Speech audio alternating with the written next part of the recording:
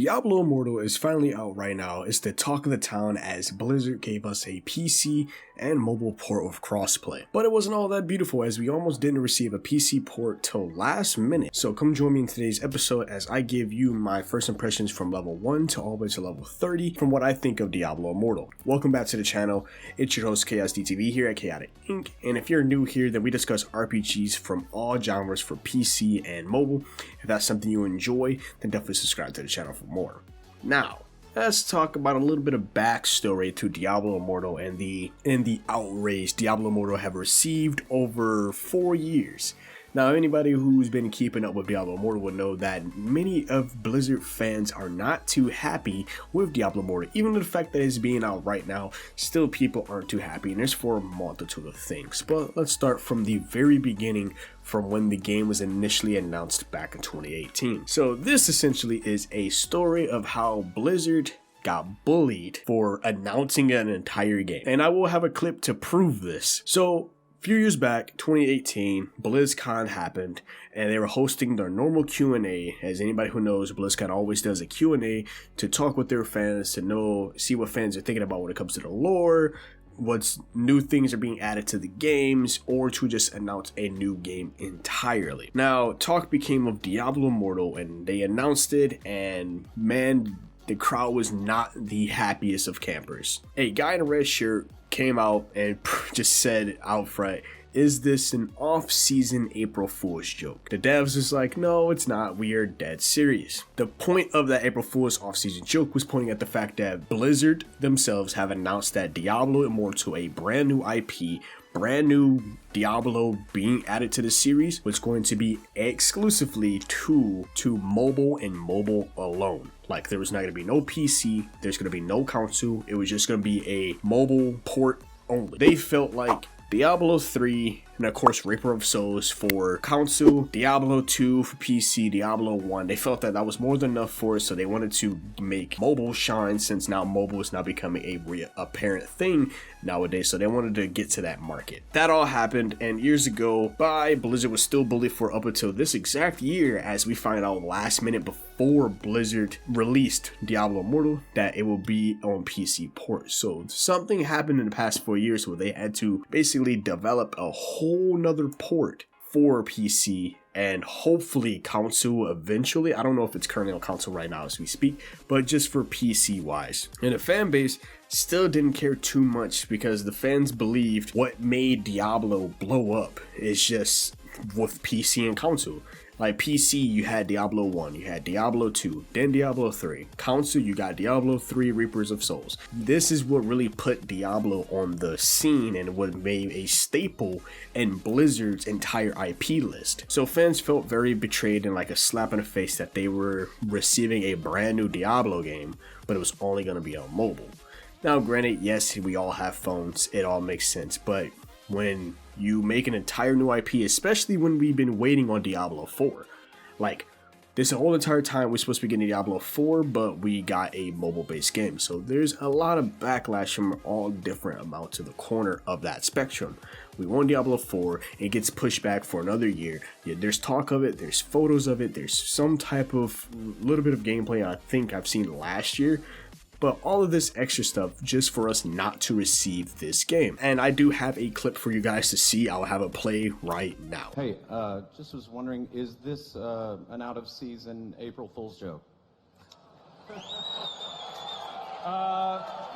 No, it's a fully fledged Diablo experience on mobile, which everybody will get to play, and hopefully which will bring new heroes to Sanctuary, as well as welcoming our community back into it, and something we're very excited about. I should say we're fluffy face of Diablo. I was curious. fluffy. I was curious. I see a lot of mechanics that we kind of been begging for in Diablo 3 in this. Is there any plans to make this playable on PC, or is this strictly mobile forever? Are there any? The current plan is to be on mobile, both Android and iOS. We don't have any plans at the moment to do PC. Do you guys not have phones? Yeah, you guys all have Everyone's got a phones, phone. right? You can play on your tablet too. Yes, it's also on the Switch. You're right. As you can see and hear from the massive boos from the crowd, no one really liked the idea of this mobile-only concept 4 years ago. And even up until now, no one still likes that concept. But they listened over the past 4 years and hurried up and tried to develop a PC port so it could work on PC and all that good stuff. So definitely wasn't a long time, but from the backlash and just being bullied from, they got bullied on YouTube, they got bullied on subreddits. It was an entire just bullying. Anybody remembers the Sonic movie when they bullied these how bad Sonic looked? It was just as bad. With that out the way and the entire backstory of Diablo Immortal, let's talk about Chaos's first impressions of Diablo Immortal. Instead of us getting Diablo 4, we actually got Diablo 3 MMORPG experience. Now, for some people, they may love that idea. Some people, you may not like that idea. Some people don't even like the idea that an MMO and Diablo are even in two of the same words. Like, it's insane. So there's a lot of backlash right now for Diablo Immortal. And I don't know why everybody's hating so much. Just give the game a chance. It's only been out for, it's been talked about for 4 years. It's only been out for almost 2 days as of me recording this video. And it's still having a lot of mixed reviews, which I get it. People want Diablo 4. I honestly don't mind this new way of playing Diablo. It definitely is different seeing many different players on screen and you're able to join them on the journey alongside you. Like, it definitely does feel like a light version of an MMO. Like, you can tell they didn't go full balls to the wall with the MMO experience, but they definitely upped it up a notch from their original games like Diablo 1, 2, and 3. Now, since the game was originally going to be a mobile game, my biggest gripe is that there is an auto travel system in this. It's in the PC port and it doesn't work too well. And you can, anytime you play on the PC port, you can definitely feel that this was only supposed to be mobile. And it's made very apparent in a lot of the features from the auto travel. Sometimes your character will do automatic attacks. So if you guys have played any MMORPGs on mobile like I have, or any RPGs in mobile, you would know that auto travel, auto combat is a huge apparent thing, and auto battling is just very apparent in a lot of mobile based games. So that is very apparent, and they basically brought that over to PC. So the PC experience may not feel the smoothest or the greatest, but I still tucked my way through it, fought through it, and got it done. Now the next thing that it feels off is the actual graphics of the PC and mobile. You could definitely tell, like on PC, as you guys see the gameplay right above, the PC experiences feels very gray and very washed out. The colors don't feel there. Doesn't feel like it's meant to be on PC. When you hop onto mobile, it looks good, the graphics are there, all the color grading, the color correction, like all of it is there. The colors are there. It doesn't feel like it has no soul. Now, for players offhand experience, you should feel somewhat familiar to Immortal, since majority of the gameplay in Diablo Immortal is very, very similar to Diablo 3, just with a twist. There are some added features. Like I said, it is that MMO experience. Now, I've been trying to main a Necromancer and grinding up my minions to be some powerful beings, so let me know what your guys' builds are inside the comments below. But from the Elder Rifts to the bounties to the challenge runs and of course the main story, you will have plenty enough stuff to do once you get to max level. And once you get to level 60, you will also have the Paragon system, in which, for those of you who do not know, and this is your first time playing a Diablo based game, since this is technically free to play, it is essentially a system that is implemented to allow players to continue you're leveling up your character, and even after the character has reached the highest level cap. Now, that's apparent in most games, specifically Diablo 3, and that basically allows you to continue rebuilding, respecking out your character, building them up as much as you can, and it allows a longevity for these games. Most of the time you can build multiple characters and do that same thing, so you always have a different character with different builds. Once you hit level 33, the game will then give you 3 recommended builds, depending if you want to do PvP or PvE. Most of the time, in my case with Necromancer, even at level 33, I can't use 2 of the builds that they have given me, because you have to be either level 54 or max level to receive 2 of the main abilities as a Necromancer. What I can say is Diablo Immortal feels like a step forward in the right direction towards Diablo 4, but we do need to talk about some major underlying issues that could sour any player's actual experience with Immortal. which is microtransactions. Now, I've been hearing a lot about this. Now, to me, microtransaction didn't bother me. I didn't really care too much about it. It's all very small little stuff. Now, for players who have already pulled all-nighters and got to max level, I've heard some people say that to getting crafting gems, you have to pay for it and buy certain things. But when I look at the cash shop at my level, it just, everything costs $1. Like, everything is literally $1 for some cosmetic based stuff. So it's really not that bad in your entire leveling experience. Now, once I get to max level and I at least see what's going on at max level and what the cash shop looks like on how this game is now a pay to win game, then I'll definitely like make a tweet or something. You guys can follow me on Twitter at Chaotic Inc. and I'll be able to talk about it through there.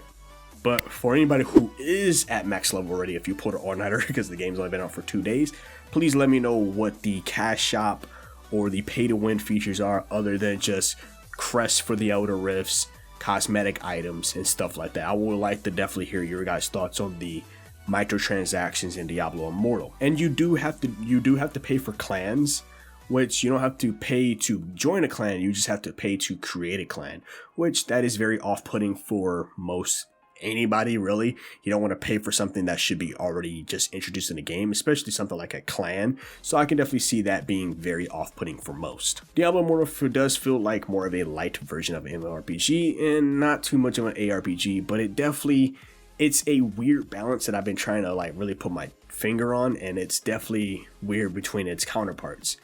Combat is still amazing since the last time I played a Diablo game, which has been quite some time since I played Diablo 3, so it definitely does feel very refreshing. The look and feel of Immortal will make players feel right at home, since in my opinion it just feels like Diablo 3 just turned into an MMO. Granted, like I said, if you're playing on PC, it will feel like a little bit weird and hazy and grainy, but once you get through it, you will be fine. There are plenty of dungeons, so you could solo them or party up with other players. Just like any Diablo title, there's endless amount of content. You can farm plenty of spots for XP, like challenge dungeons and Outer Rift by yourself or with that party. And it does have a decent matchmaking. Now, I've gotten into plenty of dungeons with other players fairly quickly.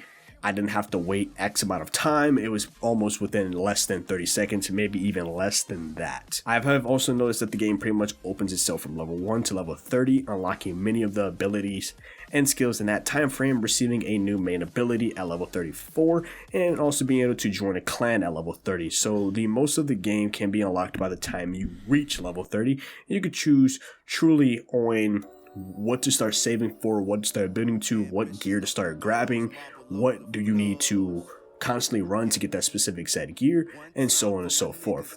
So, moral of the story, Diablo Immortal is fun, free to play ARPG that is currently on iOS, Android, and as well as PC. And all of your information is connected once you link your accounts up, so you can play on the go and at home at no seamless transitions. Even with microtransactions in the game, you can still play Immortal completely free without spending a single dime. If you were looking for a light version Immortal experience in your favorite RPG, then Immortal is definitely the route to go play.